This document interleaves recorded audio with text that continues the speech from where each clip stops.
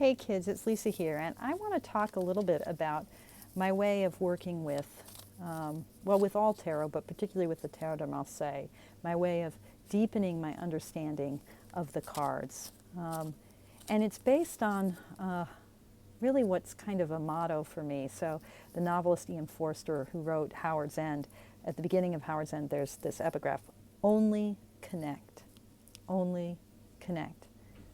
I think that phrase, that statement, is like such a powerful way to approach our life. You know, what if everything that we do is about making connection with others, but also the making connection that is about making meaning?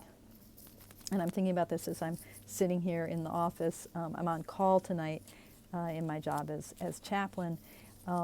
Being on call means I'm just carrying the pager. So the pager may go off. I may have to see a patient or a family. And only connect. First of all, this is about how I connect with others in their moments of whatever it is. But it's also, only connect is about the ways in which we humans uniquely live our lives, making meaning, trying to put the pieces together, right?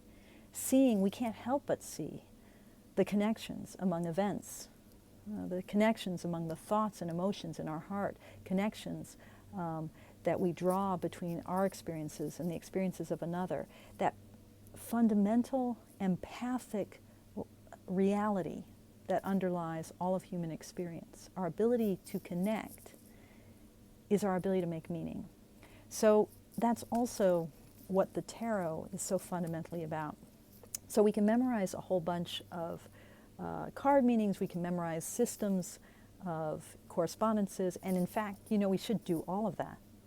But ultimately, the cards teach us to make connections between the individual cards in a spread, connections between the spread and the question that we are, or our querent asks, and connection between the cards and the life experiences that both inform the cards and questions that we're asking, or the cards that we're drawing, and the life experiences that respond to what the cards give us. So both the life that comes before we lay down the cards and the life that comes after.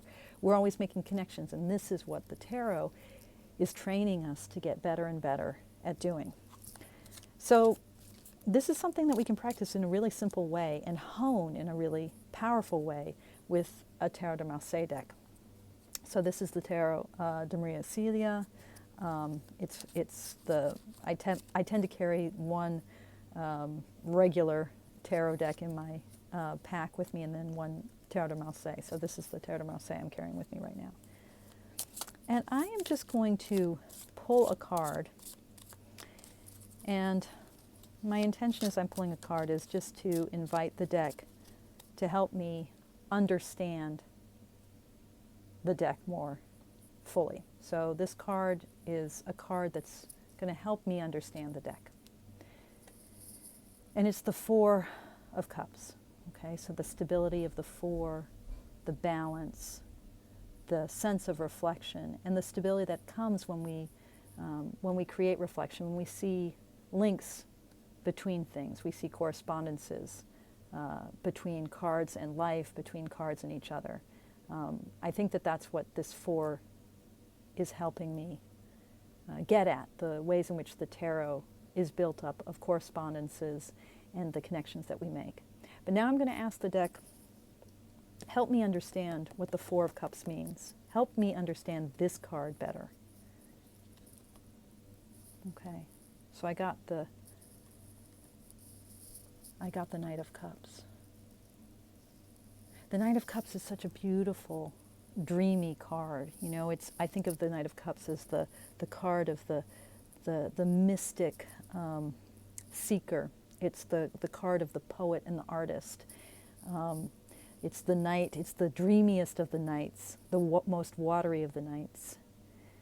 And so it's the card that's asking us to drink deep of our intuition. And this card is telling me that something about the balance that the Four of Cups offers, something about the ways in which the Four of Cups is about finding correspondences has to do with this attachment to, or this hunkering down in our own ability to be seekers.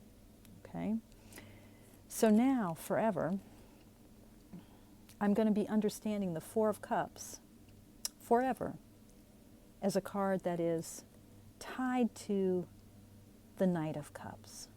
And so even when I think about the Four of Cups in the Rider-Waite-Smith imagery, let's see if I can find it really quick. You know, that image of the guy who's really bored or is disillusioned. It's the card of ennui, of that sort of world weariness. It's I've seen it all, and even when a fairy hand offers me the elixir of life, I'm like, ho-hum, been there, done that. This guy can't take any pleasure in what the world offers, even when what it offers is a divine gift.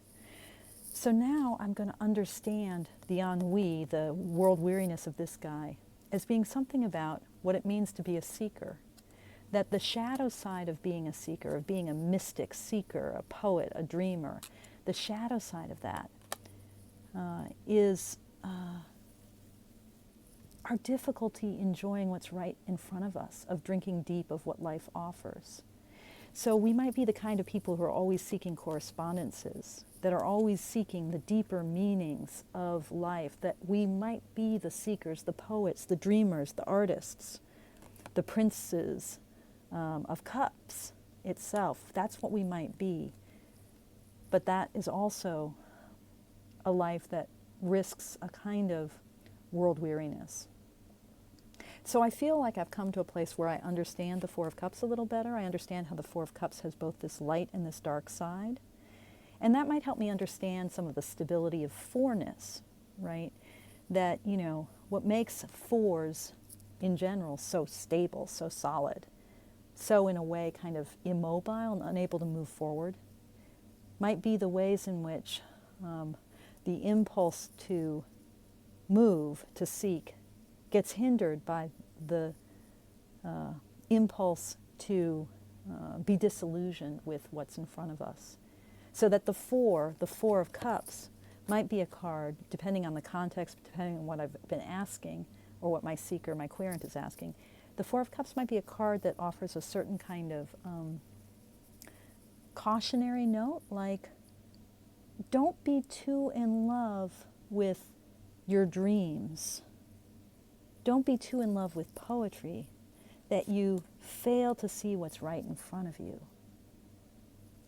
The Four of Cups may be a card that says, look, you're in stasis right now. You're not going anywhere, and it's because you're just a little bit too in love with your own emotional heart that is overflowing with the search for deep meaning. Okay, so what I hope I've illustrated with this method is that when we make connections, when we take what we kind of know about a card and then ask the deck to tell us more, we end up with deeper understandings of everything that we are looking at, both the cards in front of us and the life situation that we're hoping to clarify. Now, I stopped here with the Knight of Cups because it's a card that I feel very connected to. I already feel like I have a strong understanding of. But if I hadn't, if I'd been like, oh, I don't know what you're telling me, tarot deck, Knight of Cups, you're offering as a reading or as information about the Four of Cups, I don't understand it, I would have pulled another card and used that card to help me understand the Knight of Cups, to help me understand the Four of Cups. And if that didn't help, I would have pulled another card.